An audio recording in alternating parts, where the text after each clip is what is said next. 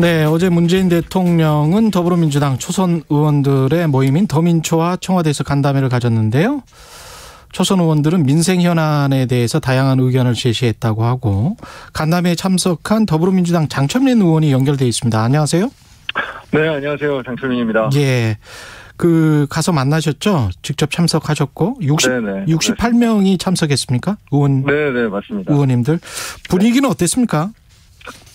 매우 생산적이었다라고 생각이 드는 게, 예. 각 의원님들이 생각하시고, 지금 국정 운영 방향에서 좀 반영되어야 된다라는 생각되는 여러 가지 현안들이 건설적으로 토론되고 했던 시간이었습니다. 어떤 이야기를 주로 많이 하던가요?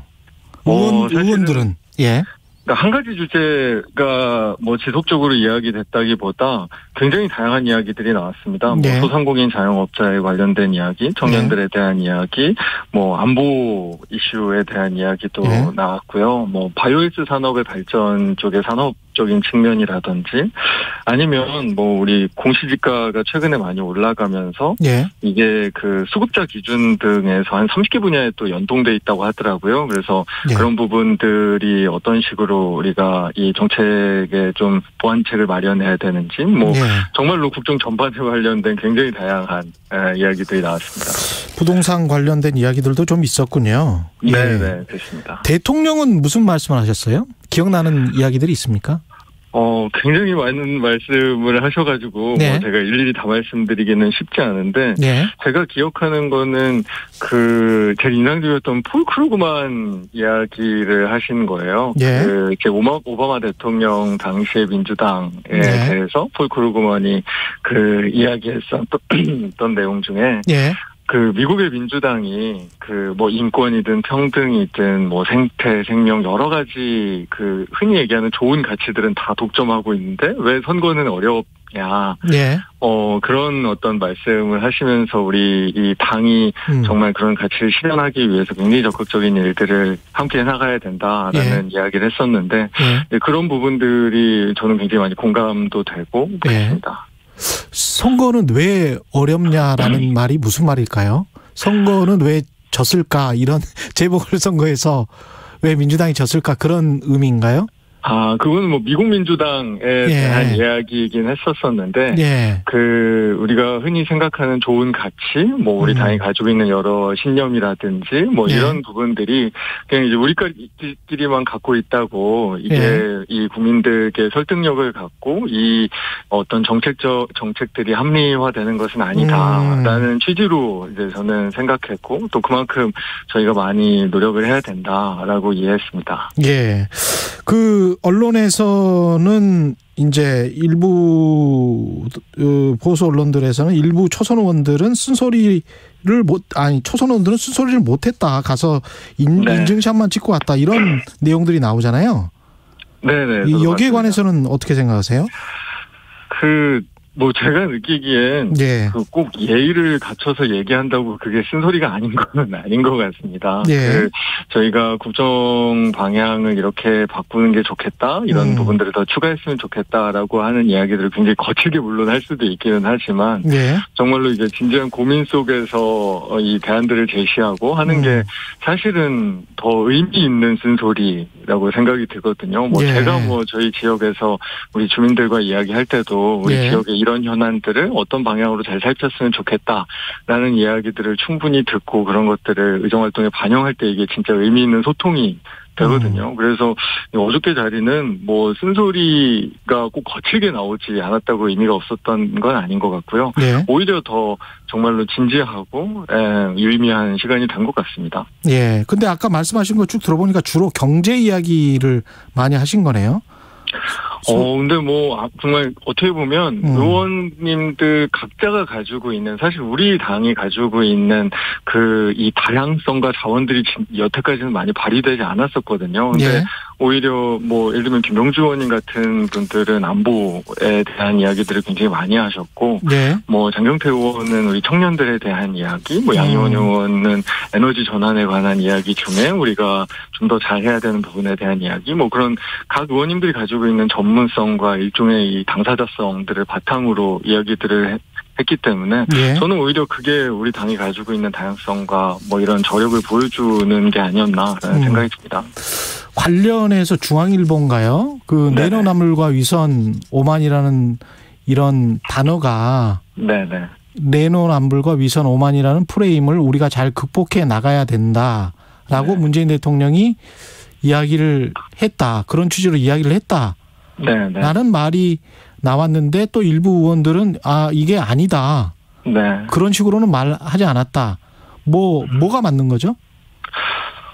제가 정확하게 어떤 단어를 사용하셨는지는 뭐 다 외우고 있는 거는 아닌데. 예. 그러니까 일종의 이제 우리가 앞으로 어떤 일들을 더 해나가야 되는 차원에서 지금 저희가 계속 뭔가 이 반성하고 뭐 이런 그게 2달이 넘게 지금 하고 있는 상황이잖아요. 네. 이제 그런 것들에서 조금 더 벗어나서 우리가 잘하고 있는 일들 그리고 더 잘해야 되는 일들에 좀 집중했으면 좋겠다. 뭐 그런 취지로 이 말씀하셨던 거는 기억이 납니다. 그 조국 전 장관 관련한 어떤 문제들 있지 않습니까? 송영길 대표가 사과했는데 그 문제에 관해서는 논의가 없었습니까? 네, 조국 장관에 대한 이야기가 나오지는 않았죠. 예, 어떤 초선 의원들의 분위기는 어땠나요? 그 문제를 꺼내는 데 있어서 이제 송영길 대표의 사과로 이게 이제 일단락 됐다라고 생각을 하십니까? 어떻게 보세요, 의원님은? 뭐 제 개인적인 생각으로는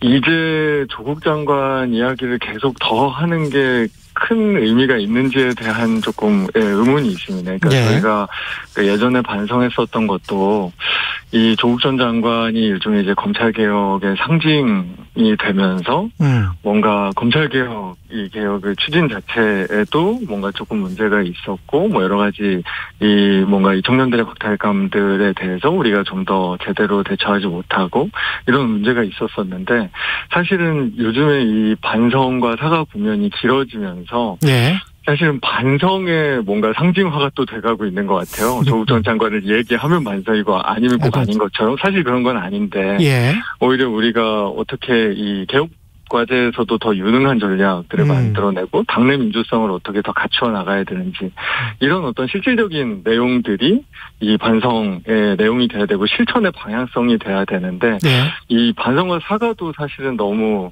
이 협소해지는 게 아닌가라는 걱정이 있어서 이제는 이 좀 더 다른 이야기를 해야 하고 더 다른 실천들을 해야 된다라는 생각이 듭니다. 그게 국민들이 또 바라시는 바일 것 같기도 하고요.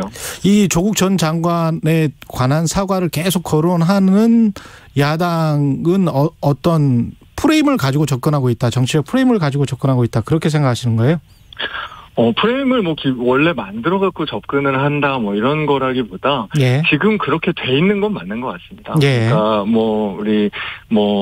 우리를 지켜봐 주시는 국민들이나 언론이나 야당에서도 이 조국 전 장관 이야기들을 이제 좀 많이 재생산하는 거는 사실이니까요. 그래서 일단은 그 부분에 계속 이제 매여 있기보다 저희가 사실은 무슨 어렸을 때 반성문을 얼마나 잘 쓴다고 진짜 반성하는 거는 아니잖아요. 정말 행동으로서 변화하고 실제로 더 나아지는 게 이 반성의 정말 본질인데 이제 그런 부분으로 좀 나아갈 필요가 있다라는 말씀을 드리고 싶은 겁니다.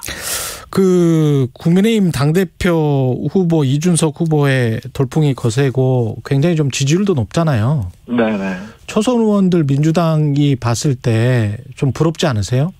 그럼 저런 분위기가? 부럽기도 하고 어떻게 보면 약간 당연하게도 느껴집니다. 그러니까 저는 제가 지금 83년생이라 39이거든요. 제가 이 비수도권에서는 가장 젊은 의원입니다. 제가 사실은 작년에 그리고 재작년에 이제 선거운동을 하면서도 바로 느꼈었던 이 정치가 좀 바뀌었으면 좋겠다라는 열망. 사실은 저는 그 결과물로서 어려운 지역에서 당선이 됐거든요. 그래서 우리 이 국민들께서 저한테 보여주셨던 어떤 열망의 내용들도 어떻게 보면 지금 국민의힘 내부에서 이준석 후보가 선전하고 있는 것과 사실은 같은 이 내용이거든요. 예. 그래서 뭐 저는 뭐 개인적으로는 굉장히 당연하고 앞으로 당연히 자연스럽게 좀 진행되어야 되는 일이다. 그런 결과다라고 생각하고 응원하고 있습니다. 근데 제가 이제 권성동 의원이 지난번에 권성동 의원의 말을 고지고대로 다 믿자면 네. 강릉에 갔더니 뭐 당원들이 그 의원님 뭐 누구를 찍을까, 당대표를 누구를 찍을까 말하지 마세요. 네? 우리가 알아서 하겠다. 네. 그러면서 굉장히 좀 국민의힘이 자율적인 어떤 정당으로서 거듭나고 있다 이런 이야기를 했거든요. 네. 그러면 그게 사실이라면 굉장히 이제 황골탈퇴라고 보여지고. 네. 그런 것들은 민주당으로서는 상당히 이제 위협적으로 느껴지지 않습니까?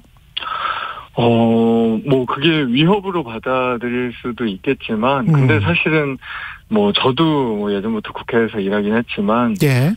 여야 중에 하나만 발전하는 거는 제 생각에는 아예 불가능한 일입니다. 여야가 예. 정말 건강한 긴장관계를 가지고 서로 발전을 할 수 있는 거거든요. 예. 어떻게 보면 사실 뭐 저희 당 내부의 저의 노력뿐만 아니라 국민의힘도 지금보다는 훨씬 나아져야죠. 그래야 이 저희가 국회에서 아니면 뭐 정치 전반에서 정말로 이 대한민국을 위한 정치를 만들어 나갈 수 있기 때문에 국민의힘이 발전하는 것 이상으로 저희가 더 발전하려고 노력해야지 뭐 그거를 뭐 위협을 느낀다고 이제 거기에서 그것만 걱정하고 있는 거는 정말로 바보 같은 일이라고 생각합니다. 근데 이제 어떻게 느끼십니까? 초선 의원으로서 의원 활동을 해보니까, 의정 활동을 해보니까 민주당의 어떤 그 보수 언론에서 이야기하는 어떤 친문 개파, 어떤 서열주의, 어떤 뭐가 있습니까?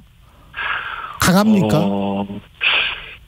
친문 개파 무슨 서열주의는 예전에는 엄청 강했었죠. 정말 한 19대 국회나 그 이전에는 정말로 강했었던 것 같고. 그런데 지금은 사실은 우리 당 내에 존재하는 어떤 그런 뭐 개파주의가 있다는 거는 사실은 저는 체감은 할 수는 없었습니다. 그래서 뭐 그런 부분들은 아직은 저희가 뭔가 좀 더 완전히 다른 모습을 보여드리지 못해서 어떻게 보면 예전에 있는 비판들이 그냥 잔존하는 거 아닌가라는 생각이 들고, 근데 물론 그런 건 있습니다. 의원들 중에 생각이 비슷한 의원들이 모여서 같이 고민하고 같이 이야기를 내고 뭐 이런 거는 되게 자연스러운 일이잖아요.